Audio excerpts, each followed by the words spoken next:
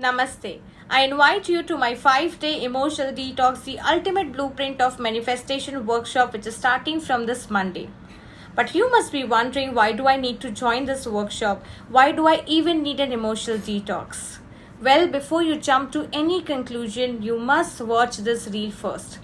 Just as our physical body needs a detox to cleanse itself, to get rid of any diseases, to heal itself faster, to perform better, and to be energetic, our emotional body needs a detox too, to unlock its highest manifestation potential, to overcome all the emotional pain and suffering, to live a more happy and fulfilling life, and to attract more positive people, situations, outcomes, and opportunities in life.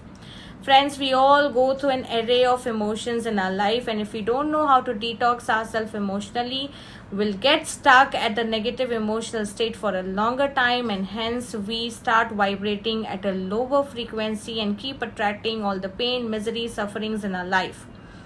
And all the negative behavior patterns, addictions, delay in action, procrastination, all of them is nothing but an outcome of our emotional pain.